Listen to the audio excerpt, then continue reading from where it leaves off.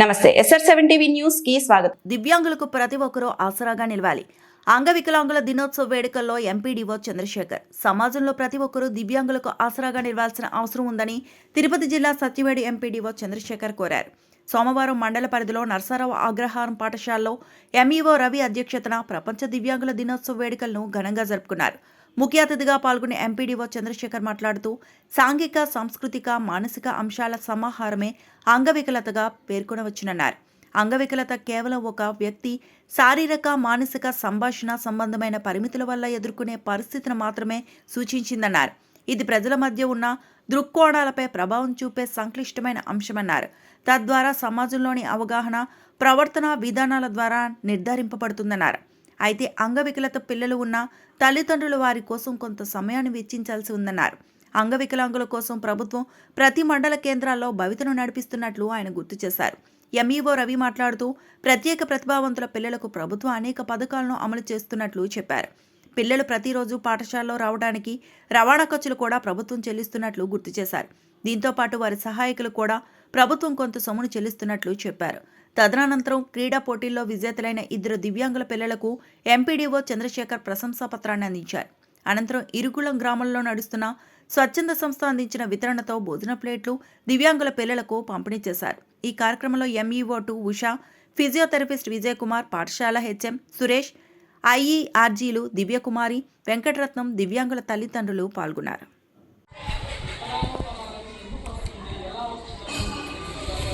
జరగడము, కామర్లు రావడము, జ్వరంతో ఎక్కువ ఇన్సిడెంట్ అంటే ప్రీ డెలివరీ మన 9 నెలలు బట్టి ఆ యొక్క వికలాంగతనం అనేది వస్తుంది. అందరికీ కూడా బుక్స్ కానివ్వండి, ఈ ఫిజియోథెరపీ మెటీరియల్స్ కానివ్వండి, కొందరికైతే చెవులు వినపడవు. అలాంటి వాళ్ళకి బయట కొనాలంటే కనీసం 30-40 వేలు పెట్టాలి. కానీ అలాంటిది మన ప్రభుత్వము ఈరోజు ఫ్రీగా వినికిడి యంత్రాలు కానీ, ఒక వీల్ చైర్ కొనాలంటే 5000 పడుతుంది. ఆ వీల్ చైర్లు కానివ్వండి, వాకర్స్, ఖర్చెస్, సో ఒక వికలాంగు విద్యార్థికి ఎలాంటి అవకాశాలు కావాలో 100% మనకు భవిత సెంటర్స్ లో మన ప్రభుత్వం అన్ని విధాలుగా అందిస్తా ఉంది. కాబట్టి ప్రతి తల్లిదండ్రులు మన మండలంలో ఉన్నటువంటి భవిత కేంద్రాలను గుర్తించి మీరు కూడా ఎవరైతే మీ గ్రామంలో పిల్లలు ఉంటే వెంటనే వాళ్ళకి కూడా సమాచారం ఇవ్వండి. భవితకి వెళ్తే ఖచ్చితంగా మన పిల్లవారు బాగుపడతాడు. వికలాంగం అనేది భారం కాదు. ఎప్పటికైనా సరే ఒక స్థిరత్వంతో ఖచ్చితంగా ఒక మంచి స్థాయికి వస్తారన్న ఒక సందేశాన్ని కూడా తోటి తల్లిదండ్రులకు ఇవ్వండి. కాబట్టి ఈ యొక్క అంతర్జాతీయ వికలాంగ దినోత్సవం సందర్భంగా ఫైనల్ గా చెప్పేది ఏంటంటే భవిత సెంటర్స్ లో ఎవరైతే వికలాంగ పిల్లలు ఉన్నారో అందరినీ చేర్పించండి. వారికి మంచి భవిష్యత్తు ఉంది. మనకి ఇక్కడటువంటి ఎన్నో ఫెసిలిటీస్ కల్పించి వాళ్ళకి మంచి ట్రైనింగ్ ఇప్పిస్తూ వాళ్ళు మంచి స్థాయికి తెప్పించగలుగుతా ఉన్నాం. అంతేకాకుండా ఈ వికలాంగ పిల్లల్లో కొంతమందికి ఈ మధ్యన కూడా కుచ్చాటూరు, పుత్తూరు దగ్గర కూడా కొన్ని క్రీడలు అంటే వికలాంగులు దేనిలో తక్కువ కాదు, అన్నింటిలో ముందుండాలన్న ఉద్దేశంతో క్రీడల్లో కూడా మనకు పోటీ చేయడం జరిగింది. అందులో మనకి 2 పిల్లలు కూడా first rank plus second rank పట్టడం జరిగింది. కాబట్టి అందరూ కూడా తల్లిదండ్రులు గుర్తించి ఈ యొక్క భవిత సెంటర్స్ పిల్లలందరినీ పంపించాల్సిందిగా కోరుకుంటూ ఈ యొక్క అవకాశాన్ని ఇచ్చేటువంటి గౌరవనీయులు పెద్దలకు నా యొక్క ప్రత్యేక ధన్యవాదాలు. వివిధ రకాలైనటువంటి సమస్యలతో బాధపడేటటువంటి వాళ్ళు ఉన్నారు. కానీ మన భౌతికి వచ్చే వాళ్ళు కేవలము 10-15 మంది వస్తున్నారు.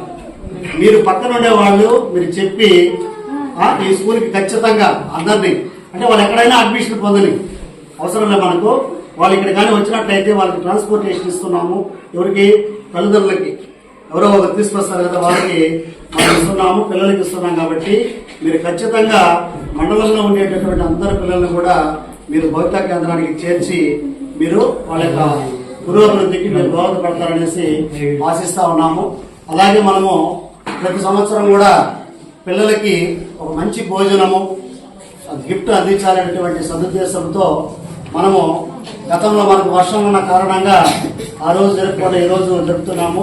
మన ఒక స్వచ్ఛంద సంస్థకు సంబంధించినటువంటి ఇరుమలం గ్రామానికి సంబంధించినటువంటి వాళ్ళు మనకు ప్రతి ఏడాది కూడా పిల్లలకి అందరికీ కూడా రుచికరమైనటువంటి మంచి భోజనము అందిస్తా ఉన్నారు. వాళ్ళకు కూడా మండల విద్యాశాఖ తరఫున ఈ సందర్భంగా కృతజ్ఞతలు తెలియజేసుకుంటున్నాము. అలాగే మనము ప్రతి సంవత్సరం కూడా విద్యార్థులకు బహుమతి ప్రదానం చేయడం జరుగుతుంది.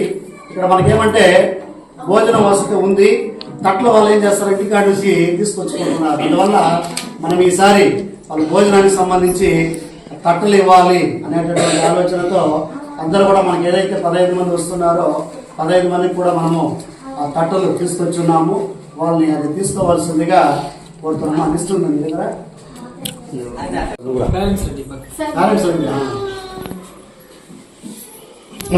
వాడు కనిపించాడు నువ్వు అట్లా ఉంటా కొద్దిగా పక్కనే కదా.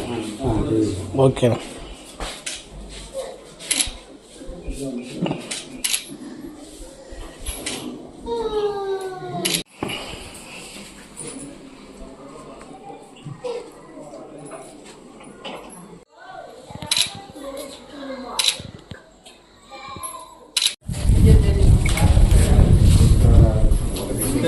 ఒక్కొక్కరు